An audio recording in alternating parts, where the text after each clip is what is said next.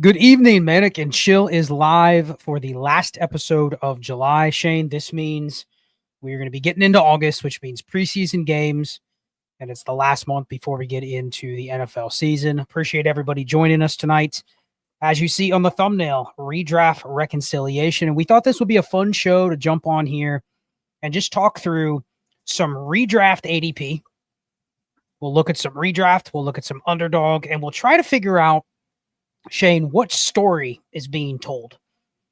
Because we talk about on this show and in our community, we play Dynasty in a 1 year window, a 1 to 2 year window. How often do we analyze a player based on what they do in a very short period of time, right? A rookie has to fire right away. You talk about it all the time. A rookie receiver better hit this mark as a rookie. They don't have 3 years to grow into a role. They don't have time to develop, at least in terms of the dynasty market in today's game. So that's what we're going to talk about tonight and try to figure out some of those stories that are being told. But Shane, I'm glad to be back with you. Second straight week on Manic and Chill. A lot to talk about, but how you doing, my friend? I'm awesome. Getting into some redraft. I actually am in the middle with a redraft mock with Brandon, Gabe, Ty, and some of our Patreon community for maybe there's an upcoming episode about redraft with some of us people that I just listed. So, it's going to be fun talking redraft because I never talk about redraft. Never, like literally ever. I usually roll my eyes when people start talking about it. So it's going to be fun to talk about it.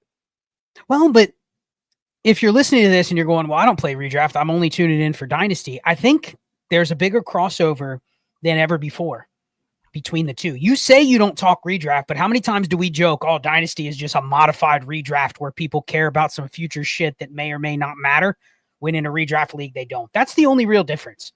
There's this extra layer of stuff, whether you want to call it draft picks, ADV, future value, flexibility, any of that leads into Dynasty. And you're always trying to measure what are those things. But ultimately, points drive Dynasty value more than they ever have before. And there's a lot of reasons for that. We've done some shows on, why leagues don't last as long, why there's more roster turnover, why there's more manager turnover, etc. But I think you do talk redraft. Yeah. You just don't call it that. You don't call it when the season's over, I do not care anymore. But you do a lot of analysis on the right now, this year, the first month of the season, the first half of the season. Like, you care about that. You just don't frame it in those terms. And I think that's because in Dynasty, there's always a future you can look forward to, right? Yep. Things go badly and you go, well, it's rookie draft season again. It's prospect season in February, and I don't care about what happened last year. So we're going to get into that. I have some cool things I want to pick your brain about. But before we do that, roster reviews. It is April. We've taken a little hiatus from roster reviews just because I've been away. It's almost August. Yes, you're right. August. But this is probably the month to get a roster review. So ddfantasyfootball.com. We're hoping we can get back to the regular cadence. I've had to take literally 2 or 3 weeks off from doing reviews just because I just didn't have the time to squeeze it in. But ddfantasyfootball.com, roster reviews. There's also a link to join the community in there. So check it out. If you're interested in one, you could do a live one where we sit in and talk through your team. Those are usually the most actionable because you could be proposing trades in real time, or we record it for you, send it to you, usually 24 to 72 hour turnaround time. So check that out if you're interested. But Shane, I want to start with this. I want to start with this tweet, and I'm going to share the screen so everybody can see it. You may not have seen it, probably didn't, but it's from Hayden Winks. And on the screen, you see a bunch of colors, right? You see 4 different colors. You see labels at the top: quarterback, running back, tight end, and wide receiver. And then it says hit rate by position and ADP bucket. But let me just explain to you a couple things that stuck out to me, and then I want to talk some dynasty correlation with this graph. So this is from the last 5 seasons of underdog results and players that hit their 90th percentile. So we're talking about actual upside, league winning, maybe not league winning upside, but 90th percentile for their pocket of players, right? And this is just the distribution by round. And it's broken down every 2 rounds at the bottom. So you can see at the bottom, it starts with the quarterbacks. There are no quarterbacks taken in the first 2 rounds because it's 1 QB. But I want to focus first on, look at this receiver range, Shane. So on the far right column in purple, you see the receivers, right? What do you notice there? If you just look at the graph, we're talking receivers that hit like top 10% outcome at the position. It makes sense that the highest drafted receivers did that at the highest rate, right? Well, like yeah, more than a 20% chance. But what do you notice after that is a pertinent dynasty point? What round is 49? Was that the fourth round? So fourth 25 through 48 in the second column in purple, and then 49 through 72. That's basically round 3 through 6. Looks like I can skip wide receiver in the second through third rounds, right? 24, something like that. Second and third round, or third and fourth round receivers versus fifth and sixth round receivers. That's what you're looking at. Yep. And without looking at who those receivers are or what range of receivers those are, what do we know about dynasty value of receivers in that range? Let's call it, and actually I can pull up the receiver ADP just so we can see exactly what it is. So let's take a look at right now the receivers that currently are outside of that range. So you have the first 2 round receivers. You have Jamar Chase, Justin Jefferson, CeeDee Lamb, Puka Nacua, Nico Collins, Amon-Ra St. Brown, BTJ, Malik Neighbors, Drake London, AJ Brown, and Ladd McConkey. And I guess you could throw Tyreek Hill in there. So here they are. So that top 11 receivers, ending, let's just say, with Ladd McConkey, because Tyreek doesn't always go in the second round. Sometimes he falls a little bit. But those top 10, 11 receivers, any of those you disagree could be elite in those top 11? I mean, aren't those generally the guys you're willing to tack first onto a wide receiver 2 or 3 to get? Nico, Amon-Ra, BTJ, Neighbors, etc. Yeah. I mean, like maybe some of the guys I'd be okay with moving up after that range, but within that range, I'm confident in every one of those dudes. It's funny because as soon as we get to 12, I'm like, well, I don't know. Well, and it's redraft, so you have to, there's some Tyreek. Tyreek and T. Higgins are probably not, they shouldn't be valued as wide receiver 1s, but you can see a path for both of them just because of the situation that they're in. But yeah, outside of that, go back to this graph and get back to this chart so everybody can see it. There it is.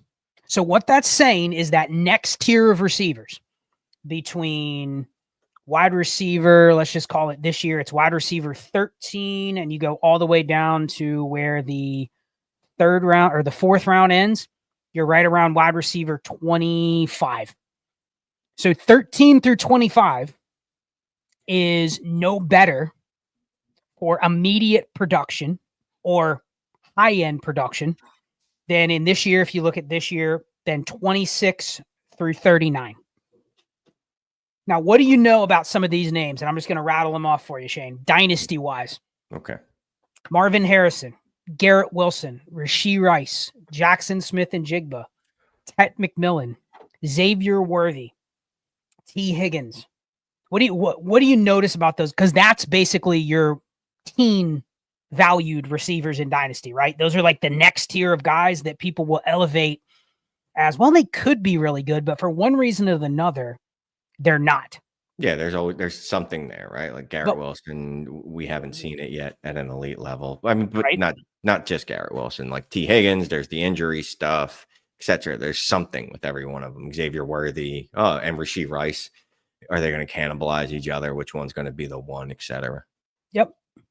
And I think that's apropos for Dynasty too, because why would somebody value Garrett Wilson higher than, say, Devontae Smith? In Dynasty? In Dynasty. What would be the reason right now if you told me one is valued way higher than the other? When somebody clicks Garrett Wilson over Devontae Smith or over Jamison Williams or George Pickens, what is the reasoning? What is going on in their mind where they're thinking, okay, Garrett Wilson is a clear tier above those guys? What's the rationale? Oh, they could be number 1s in their offense. The other guys can't. Well, short of injury. Okay. That's a fair argument. What if you get to some of these guys that are even lower than that, like Zay Flowers? He's the number 1 in his offense, but he's been dismissed. Roma Dunze, number 1 in his offense, probably. Questions? I'm just interested in the logic, and it has to do with a word that starts with a. Okay. I guess it could start with a U, or it could start with a upside. Upside. It could start with A. artificial dynasty value. Like they have this, there's a mythicism about these guys that just doesn't exist with those other receivers. It's not age, because I can find you a receiver that's 24 or 25 that's not in this tier, yet Rashee Rice is in this tier. You know what I mean? JSN is in this tier, and those guys are 23, 24. So as far as redraft, I think obviously in Dynasty, we have a little more appetite for, I don't want to call it replaceable production, but we're more willing to take that. I don't want to say risk, right? But I'm more willing to live with, let's say there might be a year where Garrett Wilson so far hasn't produced at an elite level, because I know next year he could. But in redraft, I don't know that I want to make that bet. But think about what I'm saying. Look at this chart. This is basically telling you that Garrett Wilson, the odds that he gets into the elite level is essentially the same odds as Jalen Waddle does. Yeah. And if another year goes by without that happening, how many years of grace does Garrett Wilson get? How many years of grace does Marvin Harrison Jr. get if they don't reach that range, right? Like it feels like for both of them, and probably JSN and maybe Xavier Worthy, but definitely T. Higgins, it feels like they have one more year to kind of go to that range. Or guess what they're going to do? They're going to fall down into the wide receiver 25 to 40 range. You know what I mean? There's going to be other guys that jump up, or that range just becomes muddier. And this data basically says the odds that you get that nuclear season from one of those guys is still slim. 9 out of 69 receivers from this range have hit a top 10% outcome. And 9 of 58 have been in the next tier and done the same thing. So I mean, it's, and considering the cost of what I'm paying for the earlier one. Well, correct. But the hit rate's higher at the next level. But doesn't that also speak to the fact that there is a bias with the names JSN, Garrett Wilson, Marvin Harrison, those types, compared to Zay Flowers, Devontae Smith, Jamison Williams, George Pickens? You know what I mean? And I get it. They're all situational. They all have different quarterbacks, different offenses, etc. But there's just bias, right? There's bias probably going all the way back to where they were drafted and where they were valued at one point. But isn't that kind of a clear blind spot in Dynasty? Because I have a lot of teams that have those guys. And man, I'm looking at my JSN, Rashee Rice, Garrett Wilson teams going, dude, I guarantee I have at least a top 6 receiver somewhere in here. Right. But the numbers don't say that. I probably don't. You know what I mean? I probably just have a low-end wide receiver 1. Not likely to get into that next tier. It's very select tier. Very select tier. It's Right. high expectations. Right. Now, what this also tells me is that there is a pocket of receivers in this range that are clearly much better bets. Look how far it drops off, Shane. When you go outside of that round, you start going into round 7, 8, 9, 10. I mean, that's where you're almost chasing, and I'm going to show some profiles in that range that I want to highlight. There we go. Let's go down. So we're starting in round 7. So it's right here. We were just talking about him earlier. Here's the range we're referring to. These guys right here. Starting Ricky Pearsall all the way down to about here. These are the receivers that I don't want to say they're long shots, because you can probably make cases for 1 or 2 guys in here. But like, these are the receivers, and we can maybe excuse a guy like Emeka Egbuka, Matthew Golden, because they're rookies. You know what I mean? But the guys that are in year 2, year 3, year 4, year 5, like, don't these feel like guys that are like, how do you treat this range of receiver in Dynasty? They're not worth a first. Not a single guy on this page is worth a first. Except but most for the people, rookies. Except for the rookies, yes. Right, Outside of the rookies, though, and it's probably the only guy worth a first that you could probably just go sell today would be Egbuka. Probably not Burden, probably not Golden. You're just not getting a random first for those guys. But in this range, this is really the poison pill range where people basically just think these guys are better than all of these guys. Josh Palmer, Xavier Legette. Like, we just assume Hollywood. We know all these guys are way better than these guys, and the data says they're absolutely not. So how do you treat this range? Because most of these guys, if I said a random second or these guys in Dynasty, Shane, you would say, I think I'd rather hold on to these guys. But let's say you're in like a start 9 or start 10. Even start 10's perfect. Like I got it. I mean, just in Dynasty last night, me and Ty, our co-host for Dynasty Deal Show, live Fridays for members, we actually made a deal including Debo and Jacoby, where I got multiple seconds for them. I think I got 2 seconds and some other rando player that was thrown in. I think that was the offer, the trade. But yeah, I gave them. Oh, Tank. It was Tank Bigsby, and I gave up Jacoby, Debo, and one other player lower range. But yeah, I mean, to me, I'm actually, again, excluding the rookies, I'll sell just about anybody on this list for a second. And there's some people that I will fall all over myself to move for a second. But again, I'm more, what's the word I'm looking for? Agnostic. The names don't matter to me as much. I think we both are. I think we're both willing to look at players like these and say, I don't necessarily care about preconceived notions on their profiles, or like essentially what this data is saying, that these guys don't have a ton of ceiling. And again, outside of the rookies, like there's rookies sprinkled in here, but for purposes of redraft, you know, they're probably just going to fall in this range unless they have a clear path. But in Dynasty, I think even in start 10, start 11 leagues, what do I always talk about with receivers in this range? If you're going to have like Khalil Shakir on a roster, you probably want to have him on a team where maybe you have Josh Allen, but you also have to have him on a team where you're going to use him. You know what I mean? If he's your wide receiver 7, well, why have him? You know what I mean? Like you're betting on the guys above him to hit your lineup, and you're definitely going to start the tier above them most likely, way more often than not. But I look at this list and go, man, there's teams where I probably have these guys in a range where I have 2 or 3 of these players on one roster, and they're deciding between the 3 of them for one starting spot. You know what I mean? Mm-hmm. We don't act fast enough. Is there anybody on this list that you would just disagree with, like player take wise, excluding the rookies, where you could see a path to production this year where, because it doesn't have to be that they have to produce, they have to just produce enough in a stretch where other people buy in. And they just need to produce enough to justify the price I'm paying. If they slightly exceed that, then I've already won. But for me, it's Josh Downs. I'm a Josh Downs stan. So Josh Downs is the dude for me. But what's that look like? Assuming that he's not going to completely outpunt his expectation and finish as wide receiver 15.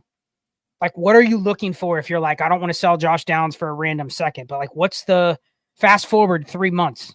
What does that look like if he's had back-to-back 17-point games where he's getting like 10 targets? Like, what does that look like from an actionability standpoint? Is it a second and a third? It's not a first. So what is it? No, is it though? Is it not though? Because here's the thing about Josh Downs. I think he was right around 11 points per game as a rookie, 14 points in his second year. Let's say he gets to 15, 16 points. The hype train will be behind him. You know, it'll push him up, I think. But there is the more likely chance that he just plateaued. Like he's probably last year was probably his ceiling, which is fine. But at that point, it probably 2 seconds. Okay. Let's just say you had 3 of these guys on a roster. That's a really low payoff if you're just waiting to go from, because you agree most of these guys you could get a second for right now if you sold. Yeah. Like easy. You might be able to get a second and a third if you send out Golden, Reed, Downs, Higgins, Pittman. You know what I mean? Like you might be able to get a second and a third for a lot of these guys, excluding the rookies. Is it really worth it to hold out for that 2 seconds? Like because you need them to, you can't have an injury. You can't have a step backwards. Like you can't have them come out and produce wide receiver 60 because you're not getting anything at that point. The value craters at that point. It absolutely craters. I mean, the only way, just from a perspective of return, the only way is if you think these dudes have legitimate top 17, top 18 production in them. Even top 24 production, I think. Top 24 production, there's a lot of receivers in that range that you can get a first for. So you'd have to look at these dudes and be like, well, who are the ones that could actually get there? Yeah. And it's not a lot of them. You know. Obviously, there's Godwin if his leg gets better. Like I said, Josh Downs, and that's and some of these guys are old. So their value in Dynasty is It would never entirely tied increase. to points. You know what I Right, mean? right. If Chris Godwin isn't scoring points, like you're lucky to get a third. Exactly. Cooper Kupp, same thing. Michael Pittman, like those types are very much tied to they better produce, but they're probably never going to get firsts. So I want to transition because I see a comment in here that I think was very actionable. CC sold Downs for Dobbins. Now that's just a running back for a receiver, but I want to go next to receivers or to running backs. So running backs are highlighted in green here, Shane. First round, second round running backs. So those are the ones that everybody kind of sees as obvious. You know who they are. You know, the top 8, top 10 running backs in redraft. So this year you're looking at Bijan, Barkley, Gibbs, McCaffrey, Genty, Achane, Henry, Jonathan Taylor, Bucky Irving, Josh Jacobs, and Chase Brown are right on the fringe, like the 2-3 turn. So like you have about the top 10 running backs. Then you have the next range, which running backs in this range the last 5 years, at least the last couple years, have been pushed down because people go, I just want receivers in that range way more than running backs. Over the last 5 years, Shane, 69 receivers had ADPs in round 3 and 4, only 31 running backs. Nice. So if that doesn't tell you how frequently people are just hammering round 3 and 4 receivers, nothing else does. But look at that graph. If you take a running back in that range, so we're talking Kyron Williams, Chuba Hubbard, Kenneth Walker, James Cook, James Conner, Alvin Kamara, those guys, you know they're starting. You know what I mean? You know they're going to get workload. That's usually a decent range to take running backs and maybe even get a top 10 percentile season. You know, it's not a great percentage, but it's not nothing. Like that's a safe zone. But look at that next range. Can you see it? Running backs 49 through 72. Yes, I can. And before we get into the names, do you agree running backs outside of the top 5 or 6 guys are entirely dependent on their this year production to hold any sort of dynasty demand or value? Absolutely. So, we're quick to move off them when they don't give us that elite production. So we can almost look at running back ADP in redraft as literally like dollar for dollar with dynasty. You know what I mean? Yeah, you know what's crazy to me is that like what is that third tier? Like who are those players to us? Well, are these the guys? Like are these the guys? Like I'm just I haven't looked because I didn't look at the spreadsheet you shared with me because why would I prepare? But that seems like the guys where we're telling ourselves a story of how they're going to take over a backfield. That's what it feels like to me, or guys that we think are going to recapture some old glory. That's what those guys feel like to me, but we'll see when we get there. Yep, I'm going to go to them right now. So here's the range. So that is that round 5 and 6 running backs. 2 out of 31 had any sort of ceiling. So that is the classic running back dead zone. Like you're getting whatever you're getting, and they have to have the opportunity to even just get that. But we'll see when we get to the names. Here's the names. There they are, the guys that technically fit in that range. And I guess you can put Kenneth Walker in there, although Kenneth Walker a lot of times goes in the 4th round. That's why I kind of omitted him. He is seen as kind of a different tier than Chuba Hubbard. Mm-hmm. But there's the range. Now for Dynasty, again, it makes sense to see guys like Kamara, Connor, Swift, Montgomery, Pacheco, Mix. If those guys don't start, they're dead. You know what I mean? There is no, well, maybe next year's a new year. They could come back and have opportunity again, but they have very little that ties them to their value. There's some rookies. So if you take out the rookies in here, what do the rest of those names on that list tell you? Any trend you notice with those names? Besides being old? Old? Yeah. What else? Starts with a C. Collusion? No, this isn't the NFLPA. Collusion. When you walk outside with some swag, Shane, what do you have? I got nothing. I don't know. I haven't had swag in years, bro. When you used to be on the dating apps, what did you have? Yeah. What did you have to get those messages back? I got nothing, bro. Confidence? Confidence. We've got confidence that they're going to give us confidence in all of these guys that there isn't a threat. There's no threats in their backfield, and people are just going, well, I know And obviously there's other running backs on the team, but people are very confident they know what role these guys have. You know what I mean? I know David Montgomery has his role. I know James Conner has his role, but historically this is a terrible range to bet on anything other than the role is going to stay the same. And if it doesn't, you're cooked. And you see those next two columns as I go back here. Look at this. Look at those next two columns of running backs. And when I show you the names, you're going to go, well, I don't like these guys as much as I like Alvin Kamara and James Conner and those guys, but their outcomes are very, very similar, if not higher. So let me get to those. But you see the difference right there, like almost a 20% chance of having a ceiling from one of the next range players, and then like a 15% chance, whereas the round 5 and 6 running backs, 2 out of 31. So at least the pool has gotten them right by not drafting as many of those guys in round 5 and 6. But when they do, they're usually poison pills. So I'm going to go to the tiers and so you can see. So let me look at this from a practical perspective, right? Yep. So I am in all right, one of these days it's going to come up. Fourth round in a redraft right now. Okay. Let's just look at the running backs that are available to me based off, obviously ADP. Oh, Quinshad Judkins, RJ Harvey, Chuba Hubbard, Caleb, Joe Mixon, Alvin Kamara, Montgomery, Pacheco, Scadaboo, Connor, Tracy Swift. Yeah, a lot of names that we just saw earlier. And look at this range. Tony Pollard. People don't really know his role. Love they him. think Aaron Jones, another guy in the same tier. Travis Etienne, another guy in the tier below, and then another guy in the tier below. Jalen Warren, a guy in the tier ahead. I gotta be honest with Scadaboo you, and Tyrone Tracy, both in the same. You notice a theme here, right? Like there's more muddy backfields here, but the outcomes that you get from these guys versus DeAndre Swift, David Montgomery, it's no different. In fact, these are better bets.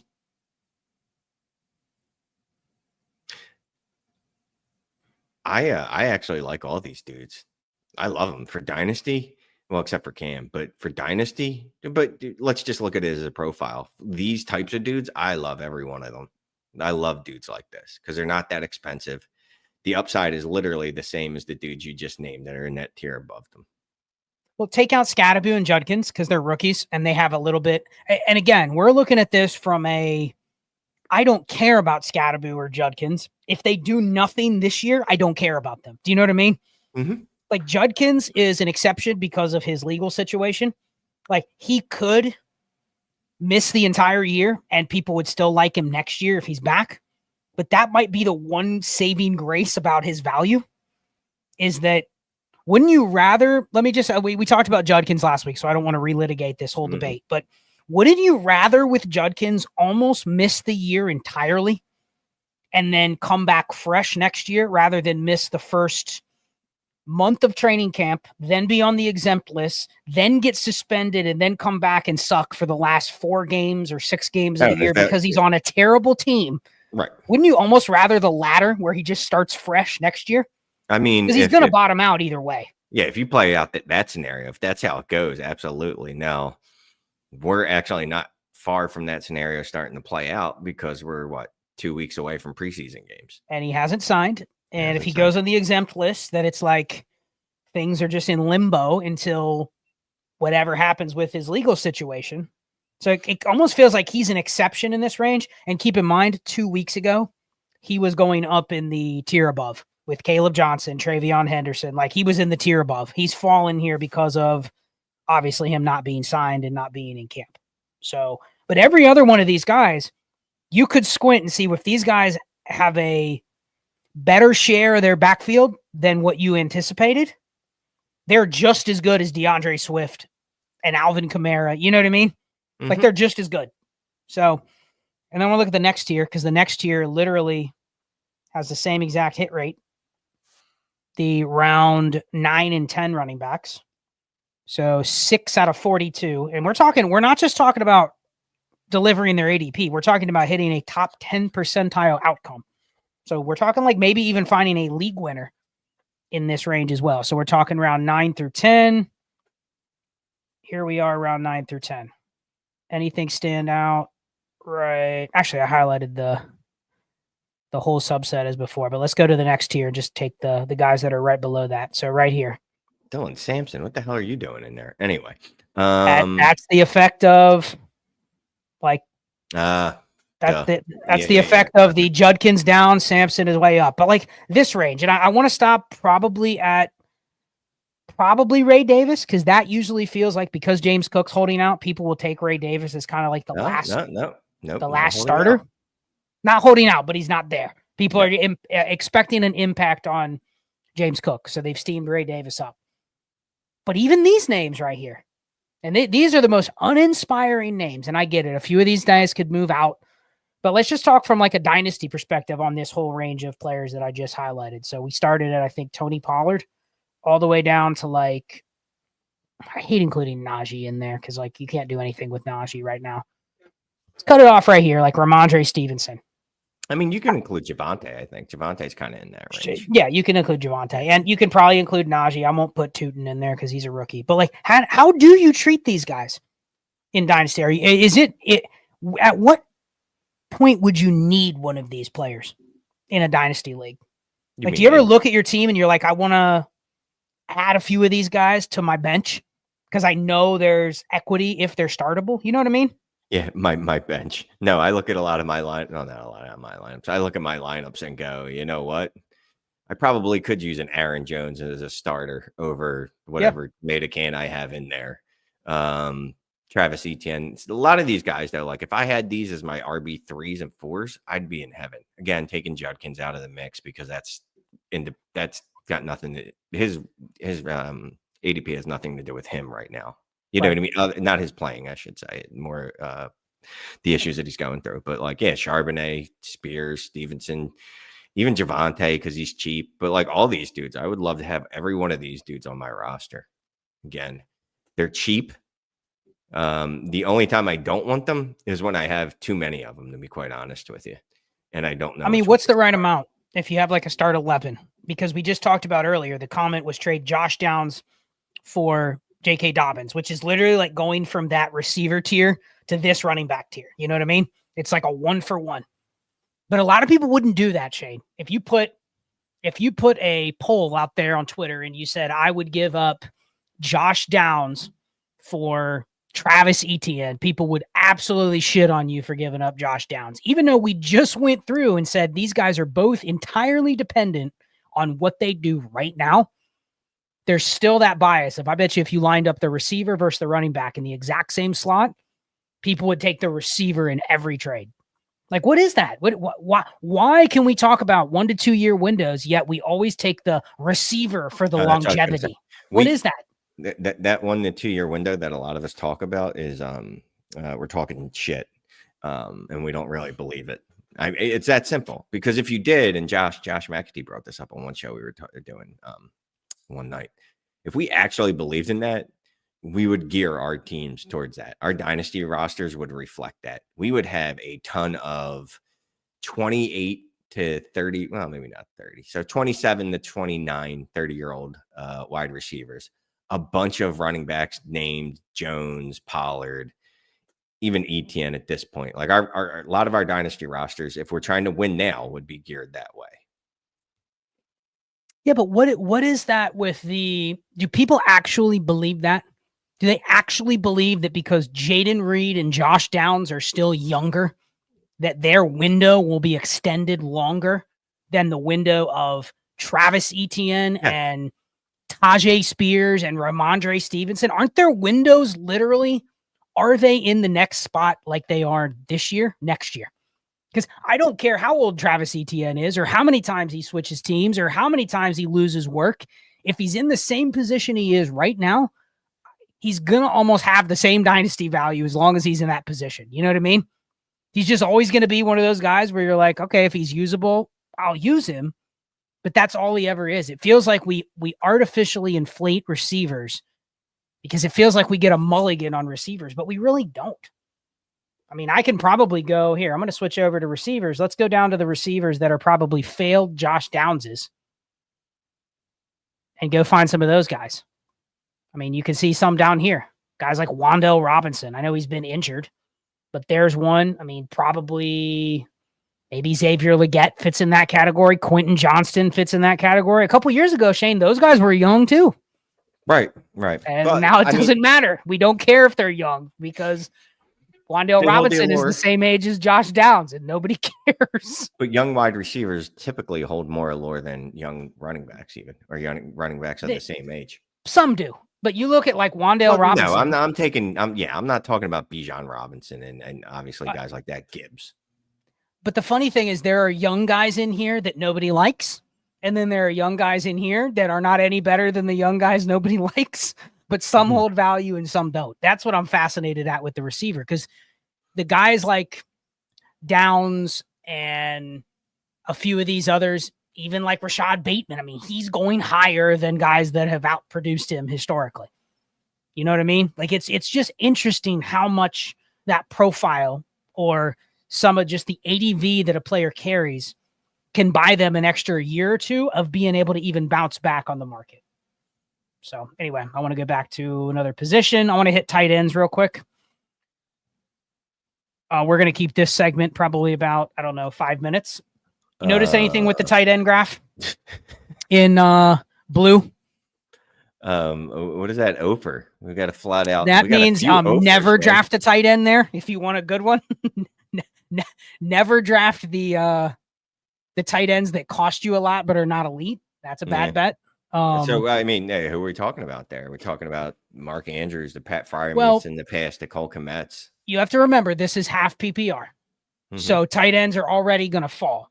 So you're going to see a lot more balance in terms of where the tight ends are taken. But it kind of just shows you that what I take away from this is that if you're not, and we already know this inherently, but if you're not drafting an elite tight end, just punt. You are almost as good off drafting one outside of round 12. So 13 through 16 is the same as drafting one round 5 through 8. Yeah, so just looking at the charts though, right? So it's good that there's a nice clear delineation. But if you look at running backs, it's pretty much the same story. The rounds being different, obviously. But it's almost like no matter the ADP is telling us the story. Like if you just look at the chart, it's telling us the story that we can tell which running backs are going to hit. Obviously, there's outliers, and we can tell which tight ends are going to hit. Obviously, tight ends, it's more refined because it's literally like maybe 4 dudes a year, probably. If that. The tight ends you do not want to draft. People aren't going to like to hear this, but like these guys in here. I mean, really, it goes down to about round 11, round 10, round 11. So like these are the guys, and maybe you can stop there once you start getting into a Njoku, Kincaid. Those are actually the better bets. Yeah, but and usually though, because I know what the ADP says right there, but usually it's redraft. I don't know, but at least in Dynasty, you're able to get those dudes fairly late in drafts, right? You're able to get them in the 10th, 11th rounds, things like that. Yep. Well, and then we're talking about you get into tight end premiums. I mean, this is obviously best ball too, so you have to remember that you can get by with having 3 of the later guys. And the reality is, yeah, sure. I think Tucker Kraft and David Njoku and Mark Andrews and Evan Ingram will outscore all the guys that go in the last 4 or 5 rounds. But in best ball, it doesn't matter as much because you can win with, if you just have an extra one of those guys, like that's the skeleton key, I think, this year is this range of tight end, Shane. If you're from right around here, and Isaiah Likely's injured, so he used to go a little bit higher. But like, if you can just find 3 guys in this range that are not going to lose their jobs. I mean, look at their projections. We haven't even talked about, but this is their projected points based on half PPR scoring. So Hunter Henry, 107, Mike Gesicki, 102, Zach Ertz, 98, Brenton Strange, 90, Kyle Pitts, 105. And then you scroll up and you're like, wait a second, Tucker Kraft, 111, Dalton Kincaid, 105, Evan Ingram, 117. I mean, we're talking very minimal. You know what I mean? Mm-hmm. So if you just have 3 of these guys and you actually find a starter in there, it's literally no different than platooning 2 of these guys up there. And it's the same if you're in just a 1.5 premium league. Like, you're not what I'm doing in that Tucker Kraft and David Njoku to flex one of them. You know what I mean? You're just picking one. You don't probably want both, given the cost that they have, or at least the market value that you could extract if you traded one of them. So, last thing I wanted to show you quarterbacks, because quarterbacks I think is fun. Now this is one QB. Yeah, that's what I was about to say. And this is one QB, right? Okay. But if you're just thinking at quarterback we know who the elite quarterbacks are. Like, we're not even talking about them in this sample size. In fact, elite quarterbacks here are still the best bets to draft if you look at this. Like, if you draft a quarterback in the first 3 or 4 rounds, so this year Lamar, Hurts, Daniels, Josh Allen are the 4 that go there. Those are your best bets for them to deliver high-end outcomes like that. We already know that. But what's interesting is the rest of the quarterback landscape. It's all over the place. It kind of feels like what we've talked about for a while, doesn't it? Like every quarterback from like, I know Burrow can be a little polarizing depending on the scoring format, but like every quarterback from like 7 to 24, you could argue are kind of a similar bets. Would you agree with that? Absolutely. Here's the names. Let's pull them up here. So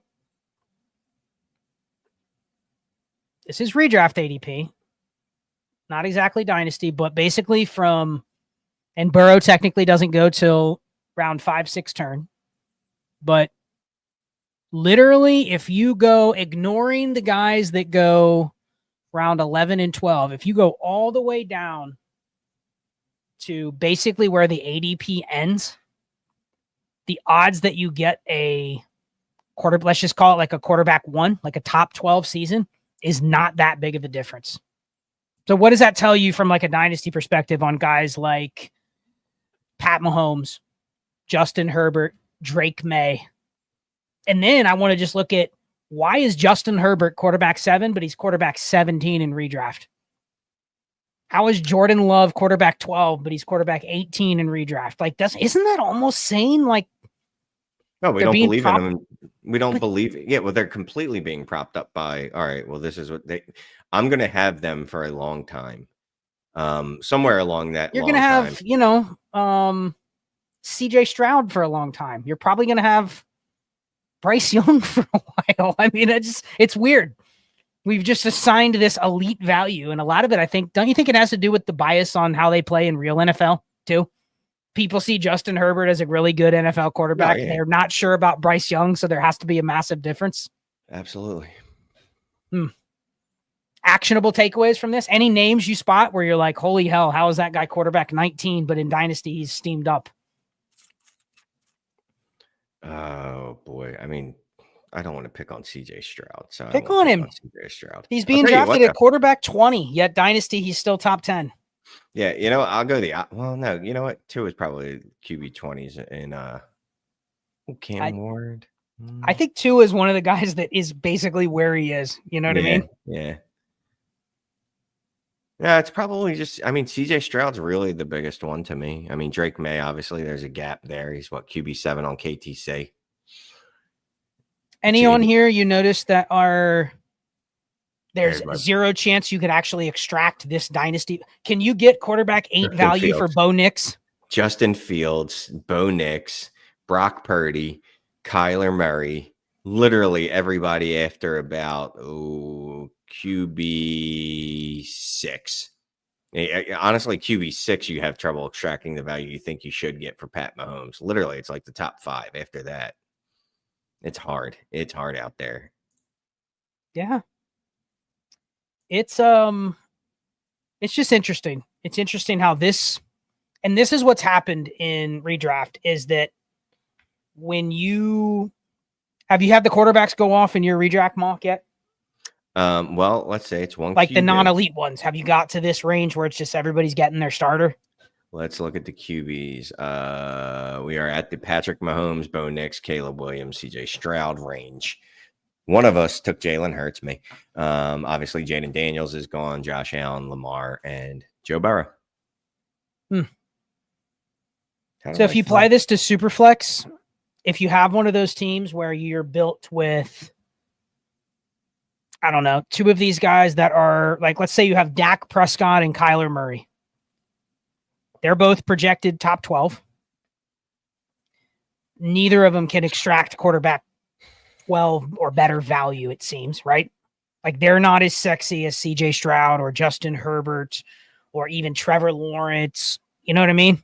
Yeah, absolutely. So what do you do if you have a QB room like that? We just did a roster review the other night where we up-tiered. We added a Buka to Dak to get Justin Herbert. You remember that one that we did?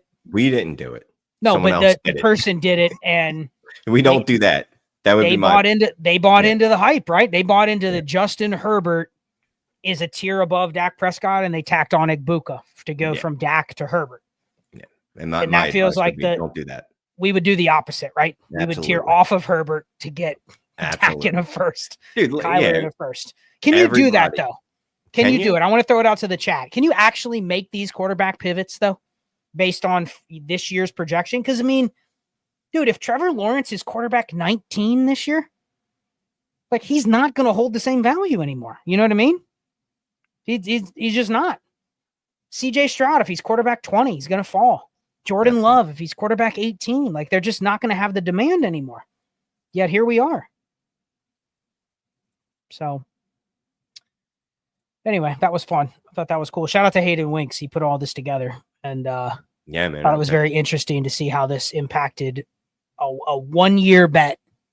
Yet Dynasty, all we talk about is a 1-year window, and some of these things just don't make sense. So let's see. Fantasy Pros. You got any comments you wanted to put up, or any other topics you want to bring up? Well, we got a couple super chats, so we have to hit those. Okay. SG3 start 11 Superflex start 11 rebuild. I don't know how many teams there are. I'm gonna guess 12. Roster. Okay. Trade a late 26 first Trey Harris and Myers for Tet McMillan. It's a rebuild. Are we giving up a first Trey Harris and Jacoby for Tet? I am. I mean, this is an interesting conversation from what we just had with the receivers, right? Aren't Jacoby Myers and Trey Harris, and I know Trey Harris is a rookie, but aren't they both in that range of like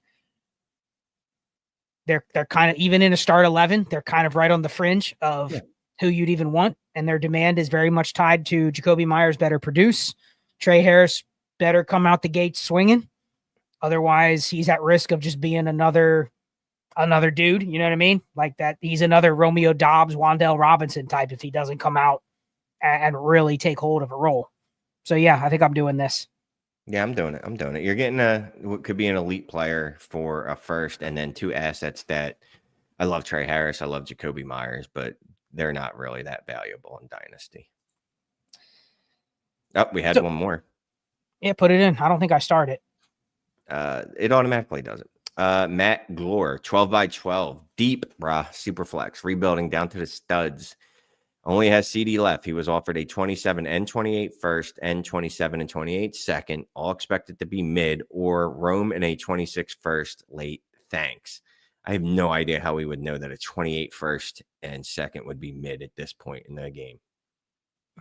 I mean, you don't, but I think in a lot of leagues that I'm in, I kind of know the managers that are not going to completely tank and they're not going to completely give up. So I think it's probably fair to say that there's certain managers that I would always bet that they're just not going to absolutely suck.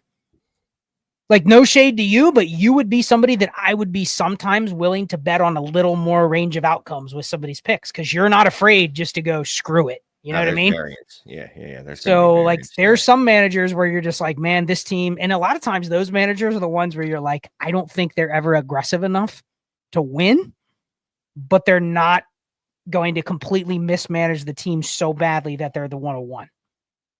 So what are we doing here? I mean, so we need to trade CD, right? We do. I guess 12 by 12. I mean, getting the multiple firsts is. I mean, I'm guessing these are from 2 different people, because I prefer Rome in a 27 first, but I'll take Rome in a 26 first. I would take Rome in a 26 first, because even if I don't believe in Rome, I can flip Rome for another first. How good is the team that I'm getting their 27s and 28s? Because he says projected mid, but like right. I'm really looking at their roster. That's still 2.5 years away before I'm actually going to realize the value of the 27 first. It's a long time. Or the 28 first. I mean, a lot can change, but I think wouldn't you rather do the Rome deal just because there's a angle for Rome to, I'm not saying he gets to CD range, but he could easily get to the Garrett Wilson, Rashee Rice, that range where people are super excited. And you could easily get, if Rome hits and he's top 15, Rome in a first gets you right back into the elite receiver range if you wanted to, where it's going to be hard to find a deal where it's all picks that get you there. Yeah, absolutely. Absolutely. Oh, here we go. Dr. Ook. You don't draft Reek for safety. You draft it for the Triple Crown upside. We're drafting Reek for upside. But he's what was he? Wide receiver 12 in ADP right now? He was, right at the end of the second round. But that goes to redraft first dynasty. If you're doing a startup, are you looking at that knowing that there's a finite end to the redraft season? Like you can be willing to, I don't know. I'm trying to process this while we're thinking about it, because we've had many leagues where you draft for a certain outcome, you don't get it, but you still get rewarded if you end up in the top 2 or top 3 of the rookie draft, right? Mm-hmm. Does that make you approach that a little bit differently? Like, do you almost embrace the bottoming out in Dynasty a little bit more? Does it make you change how you would approach a boom or bust player like Tyreek? Because not only do you have to probably draft Tyreek fairly high in Dynasty, even today in a startup, he's not like wide receiver 50. You know what I mean? He still goes top 25-ish, top 30. Like the bottom is 0. But a lot of times, like Dynasty, you don't care because there's that residual benefit. If things blow up, you can easily get to the bottom and there's a reward for it. I never thought about it like that, to be honest with you. I know redraft, I'm always like, all right, well, I don't care if I bottom out because there's a 1 in 12 chance that I'm going to win anyway. It's only this year, so it's not Dynasty, right? So the odds are different because there's multiple years in Dynasty, but in redraft, it's literally this year or bust. So I don't care if I'm terrible, if I'm not going to win anyway, kind of thought process. So talk to me why somebody would draft somebody like Tyreek where they would maybe even higher than ADP in Dynasty. Is it because and I'm asking because I think it comes down to where does he slot in on your roster? What is your expectation for him on your lineup? I mean, if you're drafting him probably where ADP is, you think he's at worst a wide receiver 2 on your roster, wide receiver 3. Right. He's your wide receiver 2, wide receiver 3. Wide receiver 3 if you're lucky. Wide receiver 2 is more likely. It seems like an expensive bet. But doesn't it come down to at certain places, probably after the first maybe 4 rounds in a Dynasty startup, that you are okay embracing absolute boom or bust because you don't care about the result if it's bad? It's just bad and you bottom out. You know what I mean? Like it's easy to say that in redraft because there is no next year. You just lose. You lose your money, you go to next year. But Dynasty, people are willing to make those bets way higher. I mean, you do a Dynasty startup right now in the DD community, Shane, and there will be half the teams in the league. They'll rip off their round 4 through 10 picks. It'll all be 1-year guys. You know what I mean? They're just ripping off Tyreek, James Conner, George Kittle, doesn't matter. It's all those types of players. That's not do you remember what Dynasty startups used to look like when we first started doing content? It was like young player. Yeah. You know what I mean? You would avoid a guy that was 29 for somebody that was 25, 24. And people just don't play that way anymore. So it's just interesting, that bias that exists now. With a lot of people in startups that they'll go, well, I want a couple cornerstone pieces, but then I don't care. If every player I draft is gone next year, I'll just have to backfill. Dr. B. Harris wanted to know, does redraft ADP mean underdog ADP? Asking for a friend. Yeah, that's what we were using today, Dr. B. We were using underdog ADP. And there are some nuances. Maybe we can talk a little more in August about actual redraft. Like we can look at ESPN, Yahoo, Hey, FFPC, Sleeper. Yeah. Redraft. Yeah. I mean, Fantasy Pros, I think, does like a cumulative of all of them where you can get like the average of all of those sites together. Let's go. So you can look at like a cumulative ADP across the non-best ball sites. But yeah, there's obviously a little bias in best ball in terms of like how quarterbacks and receivers get stacked. That sometimes drives their ADP up and down a little bit. Obviously current news, like we're pulling this ADP on July 30th. So there's going to be news that's heavily influencing the current ADP, but in 2 weeks, it could be way different. Whereas redraft usually doesn't shift as much just because people are not drafting like constantly from May to September like they are in best ball. But I want to put this up there from Frank. This makes sense. I've been strategy lately. I want one or two of the high-end receivers. This was very beginning when we were talking receivers. Mm-hmm.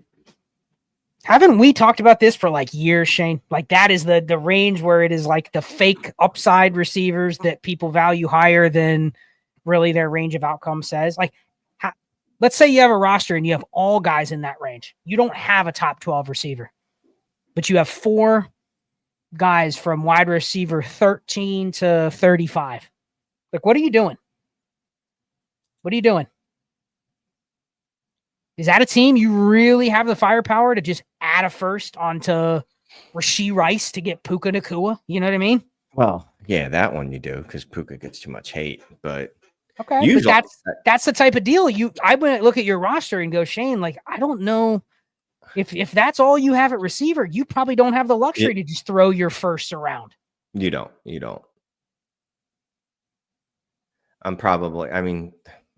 I like Frank's strategy, right? That's the strategy that we go with generally. Like, give me the upside dudes, and then I don't care. Like, I'm not drafting the wide receiver 14 to 30 range. Generally trying to stay away from it because it's fake and it's replaceable. And it's not even 14 to 30. It's really probably closer to like 15 to 50. You know what I mean? 15 to 40, something like that. So if you're sitting on the range of like, I mean, we got to put Rashee Rice in there, even though I think he's the exception. He's fallen because of his suspension. But Garrett Wilson, JSN, Xavier Worthy, J-Mo, T. Higgins, those types. Like, this data says you tier off of those guys, and what do you get back? You're obviously trying to get a first, but what's the plus look like? What's the plus where you are willing to just gamble on you get the first and then you get the plus? Are you willing to go down to that Cooper Kupp, Michael Pittman range? If you get Michael Pittman in a first, are you doing that for JSN? No, I'm not. The data we looked at says range of outcomes. Getting the free first is the better bet. That's assuming you have, let's say you have like a Neighbors and you have like a CD Lamb. Like you have the two anchors, like Frank is saying. If you have the anchors, why do you care about those that ADV at receiver 3, 4, 5? Now you're switching the story though. But so that what I'm more likely to do is go, all right, what can I add to JSN to get a third? I know you try to go the other way. Yeah, but what if you can't? What if you already have 2 of the 10 that you would even consider doing it. What if the market's dry?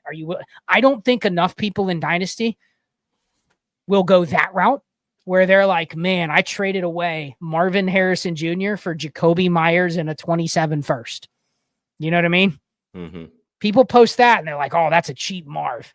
It's like, well, it's a cheap Marv if he jumps into the Puka Neighbors range. If he just stays where he is and he's wide receiver 14, I guarantee you'd rather have Jacoby Myers if he can produce wide receiver 32 and the first than Marv. You know what I mean? Yeah, that's the exact bet. But I do make that, right? But I do it once I'm pretty much cocksure. I don't know if that's a saying. That's what the receiver is, right? That's not. I don't know if that's a saying. I'm pretty sure that's not the term, but sure. Yeah, sure. That once I know what a guy is, right? I know he's the wide receiver 15 to 25. DK Metcalf, guys like that. I'm always willing to move those dudes, right? And cheer down. I'm willing to go, all right, give me Jacoby Myers in a first for that dude. That works out fine. Pat likes this conversation, Shane. So before we go, I want to fire a couple of these and you just tell me, we'll just do a 12 by 10. Okay. And let's just assume middle of the pack for the picks. Nico Collins or DJ Moore in a first? Nico, because Nico's elite. Okay. Garrett Wilson for Devontae Adams, a first and a second. Big difference, right? Your mind immediately is like, man, I could. People aren't going to like Devontae and a first. What do you think?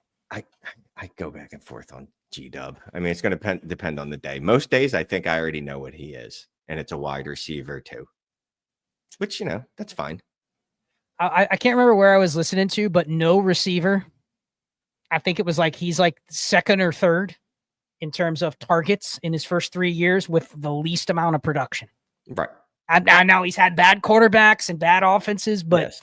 if you would have told me when you drafted him, if he would get an average of 165 targets for his first 3 years, you'd be like, holy shit, he's Jamar Chase. You know what I mean? You would think you're looking at least a 17-point per game season.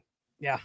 So, I mean, honestly, yes. See, and this is where I'm once I know what a player is, right? Or at least obviously I think I know, I'm more willing to make a move on them.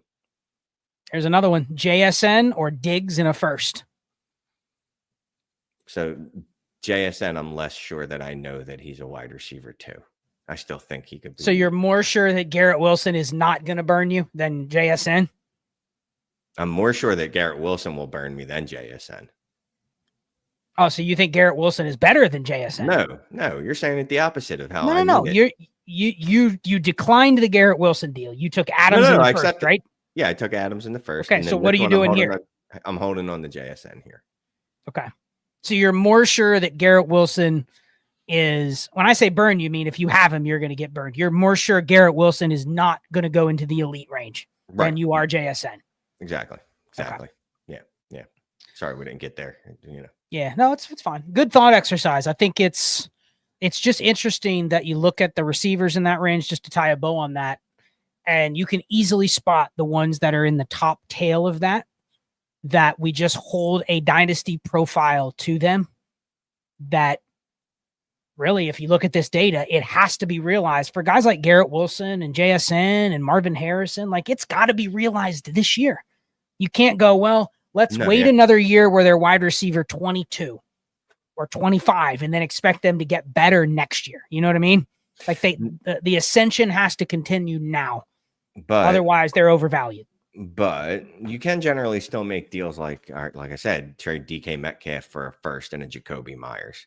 Yep. You could still make those deals. So even at that point, and he's year 6 in those DK? Yeah, year 5, year 6. This will be his 7th year. Jesus, God, I'm old. 2019. Anyway. Yeah, so I mean, he's probably an outlier that way. That dude's been he's the same age as Deebo Samuel, and Deebo Samuel, or he's the same class as Deebo, and Deebo feels like he's in like year 12, doesn't he? Yeah, well, different play styles. He's got that old man Paul Pierce game to him. That's why. But before we bounce, we do have Matt Glor again. Thank you, brother.